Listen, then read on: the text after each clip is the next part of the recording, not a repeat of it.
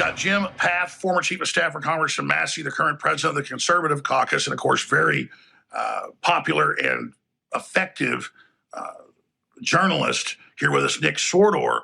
We're in Pennsylvania for Tucker's big event that I'm part of tonight in Reading. And of course, it broke this morning. DHS added to the incredible bombshell of last week to Congressman Matt Gaetz. There are 5 hit teams inside the United States, 3 foreign, 2 domestic, trying to kill President Trump. Now, I learned on Saturday from Jack Posobiec and my other sources from DHS that there was a $150,000 bounty on Trump's head, but we couldn't break it till Monday. I talked about that on the Saturday alert. This morning, DHS put out the letter and more from the supposed shooter or attempted shooter there in Florida with all of his CIA backgrounds as a foreign U.S. fighter in Ukraine, writing a book saying he wanted people to kill Trump and that he wants nuclear war to cleanse the planet, a true leftist, insane person, the perfect Lee Harvey Oswald cutout type. Now we have so many questions surrounding this. So I wanted Nick Sordor to give his breakdown on this and then also get Jim's take on it. Nick? Yeah, Alex. So, we have this letter that DHS or the DOJ, the Biden-Kamala DOJ decided to put out today talking about a $150,000 bounty that's on President Trump's head. But I covered the Nashville trans shooter story back last year where, kids were killed and we weren't able to get a copy of that manifesto because the FBI said that it was too dangerous. But apparently for the DOJ, this is not too dangerous. For whatever reason, it's not too dangerous to start advertising openly a bounty on President Trump's head. It makes absolutely no sense to me. This could have been filed under seal with the court. There was no reason for them to release it. At this point, with this corrupt DOJ, I can't imagine that it didn't have something to do with some sort of ulterior motive. That's what worries me. Well, for me, that's what I see is this is a total cover for them to make their move. Jim? No, absolutely. Listen, this is really basically media warfare.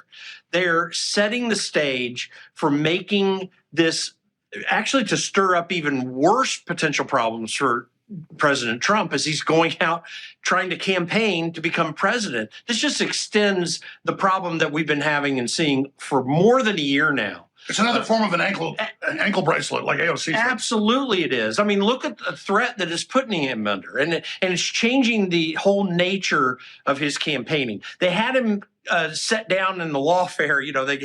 They kind of put him back with that and being really over in court cases in New York. And now since all that stuff is off the table, at least temporarily, now they're just putting him in another problem where he has to second guess everything that he does in terms of his campaigning in the, out in events and various things where he can be most effective. They're constantly trying to take his effectiveness. But there are forces trying to kill him, and the fact he survived too, they're more desperate than ever. They are totally desperate because, quite frankly, Donald Trump has the upper hand in this election right now. We're seeing polls at the present that seem to indicate that Kamala Harris is doing well. She's not doing well.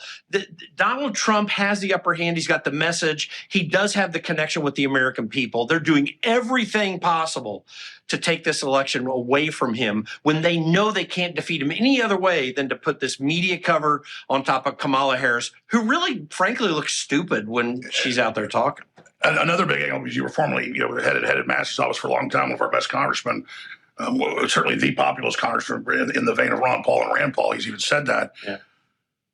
We have RFK Jr. coming out, Trump coming out, that he's bringing in, being advised by Paul, by RFK Jr., by Massey and others, to get his transition team ready so he doesn't get caught with the deep state putting their people into those tens of thousands of positions. That really scares the deep state even more so than the fact that Trump says it's what he should do. It's justice that he will prosecute the deep state. They're really scared that he's this time going to actually go in and replace the swamp itself and truly drain the swamp. You're an expert on that. Can you speak to that? Yeah, absolutely. By the way, there was a letter of about 743 deep staters, State Department people, CIA people that just came out recently. I was just having conversations with friends of mine on the Hill saying, yeah, how many of these people are going to end up in the administration? Because that's the type of thing that happens if you don't head it off at the pass immediately. This was a major problem in the first administration. He hired Johnny DiStefano, who had been a former Boehner guy and a guy I had to deal with constantly, and he slowed down the whole process in the personnel office. These problems constantly are there, and he does need to head it off the pass.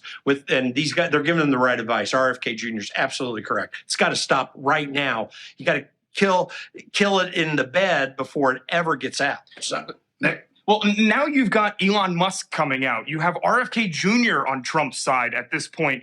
This is a totally different administration from what we saw the first time. Because, if anybody is a threat to the deep state, it would be the three of them combined. Maybe add Alex Jones to the mix, and then you'd have the superfecta. But RFK Jr. going to be leading a task force on presidential assassinations or assassinations of candidates for president, such as his father or JFK, obviously, and now Trump. They are terrified that stuff is going to be coming out. They're going to do everything they can in these next 44 days to protect themselves. That's what's happening now. We're living in historic times. I know there's a lot of key issues out there. We're going to air this on the show today as well. Anything else, Jim or Nick, you guys think you should add to the public out there? I just can't express people enough what a critical time in history this is. I spent 9 years on Capitol Hill dealing with these things. I worked for Tim Huelskamp, got kicked off his committees. The Republicans leadership and Democrats are determined to continue these uniparty efforts that keep them in power and the special players that back them up in place. We gotta stop that here. Donald Trump's the guy to potentially do that. So, that's why they're so scared. They're totally scared. Isn't this the total endorsement? The entire deep state, Dick Cheney, the Darth Vader might as well have endorsed Kamala. Well, and Dick Cheney and some of the Bushes and the different people that have recently come out endorsing Trump. These are the people that have been betraying us for decades. And this is a real opportunity to make the kind of shift that maintains a conservative outlook and conservative policy agenda in the Republican Party, while at the same time shutting down the people who've been thwarting that time and time again. It's a real for populist decades. revolution. It really is. Nick? So we're seeing what the mainstream media is doing right now. They're in full court press mode. I've been in Springfield, Ohio,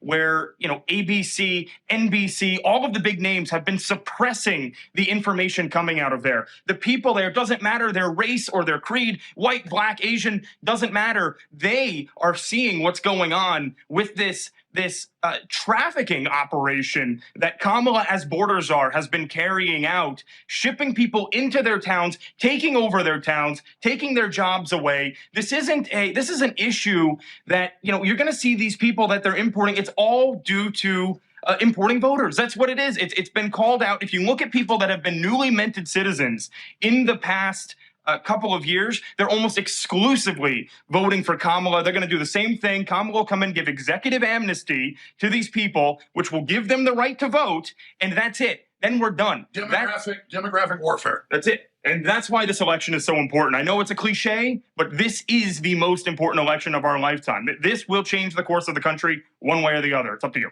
Absolutely. Jim, Pfaff, any final comments? Listen, I've been working in politics for 30 plus years, from the early 1990s to now. This is, and it has been a cliche, most important election of our lifetime. This really is it, guys. If I've been watching what's been going on in Brazil, just real quickly, and they're taking away free speech there. We are on that path in this country. And the State Department's advising all that. Absolutely there. In fact, not only the State Department advising, but Joe Biden himself and the CIA were threatening Jair Bolsonaro if he even questioned the election outcome in 2022, which I believe was stolen from him. And we can have all the arguments we want about here in the U.S. It was stolen in Brazil, where there's no verification. We're going down that path if Kamala Harris becomes president. It's got to stop. They're going to sew us up just like Venezuela. This is the globalist model. All right, Jim, Nick, tonight, the big event here in Reading. We'll have a lot of coverage of that as well. Keep watching this space. We're all shows. How do they find you guys, Jim? We're at theconservativecaucus.org.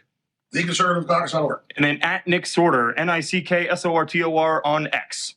It's game time, folks. You are the resistance.